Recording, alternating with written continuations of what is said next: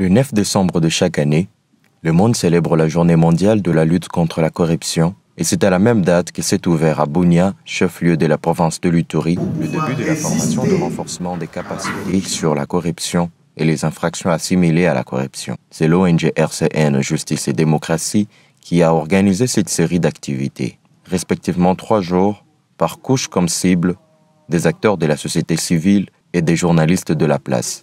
Pour la RCN, le changement et l'effort de tous, a signifié le coordonnateur du projet. Pour RCN, le changement ne peut pas venir que d'une seule personne ou que des acteurs étatiques.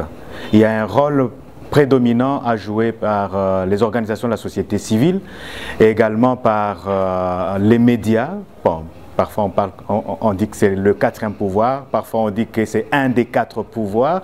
Donc pour le changement et le développement d'un État, les organisations de la société civile ou les acteurs de la société civile de manière globale ont un rôle prédominant à jouer. Le fonctionnement du système judiciaire en RDC, la corruption en général et les infractions assimilées à la corruption sont là, quelques points majeurs qui ont été au rendez-vous. Par ailleurs, il rappelle aux participants de mettre en pratique toutes les notions acquises.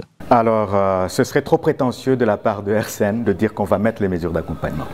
Donc la formation, elle est donnée pour renforcer les compétences. Il faut bien que les participants puissent se nourrir de cette envie, voilà, de s'organiser et de trouver des mécanismes pour pouvoir mettre en action les connaissances et les compétences qu'ils auront acquises. Pour la première couche et la deuxième, les impressions restent favorables et positives vis-à-vis de la dite formation.